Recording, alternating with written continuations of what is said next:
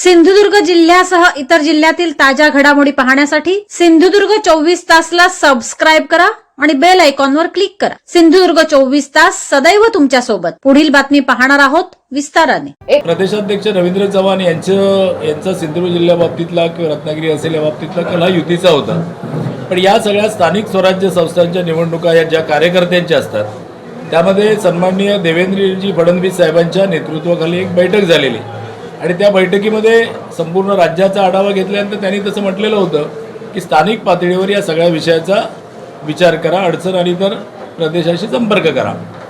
तर त्यानुसार सगळी प्रक्रिया सुरू झाल्यानंतर आमचे मार्गदर्शक आमचे खासदार सन्माननीय राणेसाहेब या ठिकाणी जिल्ह्यात आले। त्यांनी सगळ्यांची आमची बैठक घेतली आणि त्यांनी सांगितलं की युती झाली पाहिजे, युतीसाठी ते आग्रही आहेत। फक्त त्यांनी त्याचवेळी एक विधान केलेलं होतं की तुम्ही स्थानिक पातळीवर एकत्र बसा आणि सामंजस्याने हा विषय सगळा करा।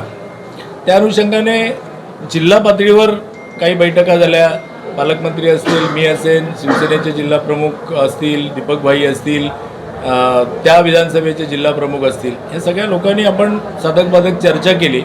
स्थानिक पातळीवर सुद्धा बऱ्याच ठिकाणी म्हणजे मालवण विशेषतः सावंतवाडी असेल अशी स्थानिक पातळीवर सुद्धा कार्यकर्त्यांची तिथल्या मंडल स्तराच्या कार्यकर्त्यांची चर्चा झाली आणि त्या चर्चेतून युतीसाठी जे काही तडजोड हवी होती तशी भारतीय जनता पार्टीच्या कार्यकर्त्यांच्या इथे झाली नाही। म्हणजे उदाहरणार्थ मालवणचंच उदाहरण द्यायचं झालं तर मालवणमध्ये 13 नगरसेवक स्टँडिंग नगरसेवक हे कॅन्डिडेट म्हणजे उमेदवारीसाठी आग्रही होते किंवा ते आमच्या जागा होत्या आणि त्यातून परत नगराध्यक्षांची त्यांची मागणी होती आमच्या कार्यकर्त्यांवर बसल्यानंतर आणि त्यांना 12पेक्षा जास्त सीट हव्या होत्या।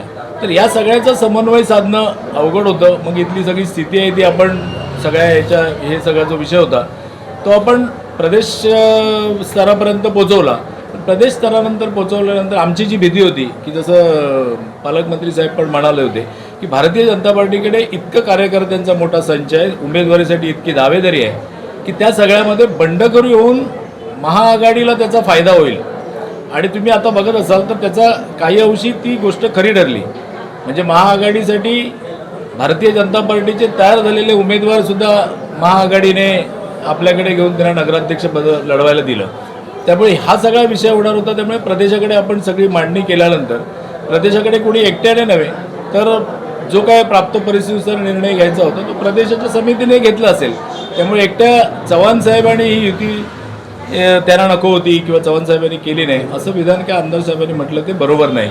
मालवणच्या बाबतीत दुसरा एक विषय होता की हे सगळे प्रयत्न आमचे चालूच होते। वरून आम्हाला सांगितलं जात होतं की जिल्ह्यामध्ये चांगलं वातावरण राहण्यासाठी जे काही प्रयत्न करा, स्थानिक कार्यकर्ते बोलत होते। पण असं करता करता शिवसेनेनेच आपला पहिला उमेदवार नगराध्यक्षपदाचा जाहीर केला। आम्ही केला नव्हता, आम्ही कोणाला एपी फॉर्म दिला नव्हता। आम्ही ह्या सगळ्या प्रोसिजर आदल्या दिवशी किंवा शेवटच्या दिवशी आम्ही एपी फॉर्म देण्याचा हे केला। त्यामुळे जर प्रस्ताव व्यवस्थित असता, कार्यकर्त्यांना सगळ्यांना समाधान देणारा असता, सगळ्यांना सामावून घेणारा असता, बंडखोरीची शक्यता त्यामध्ये नसती तर हा सगळा विषय सुरळीतपणे सुटला होता। पण त्यांची जास्त जागांची वगैरे आग्रही मागणी होती, त्यामुळे इथल्या लेवलला त्याचं संतुलन राखलं गेलेलं नाही। समुद्रकिनारे, वळणावळणाचे रस्ते आणि टुमदार मंदिरे पाहण्यासाठी पर्यटकांची पसंती नेहमी कोकणाला असते। निसर्गाच्या समृद्धीबरोबरच फिरताना कोकणात मनमुराद निसर्गाचा आनंद लुटण्यासाठी आला तर मग कशाला करता राहण्याची चिंता। देवगड येथील Swami residency AC non AC rooms तुमच्या बजेटमध्ये उपलब्ध। संपर्क 917511 0202 942114 5424 8600 7307 00। मग कसला विचार करताय, येताय ना देवगड येथील स्वामी रेसिडेन्सीला भेट द्यायला। सिंधुदुर्ग जिल्ह्यासह इतर जिल्ह्यातील ताज्या घडामोडी पाहण्यासाठी सिंधुदुर्ग 24 तासला सबस्क्राईब करा आणि बेल आयकॉनवर क्लिक करा। सिंधुदुर्ग 24 तास सदैव तुमच्या सोबत।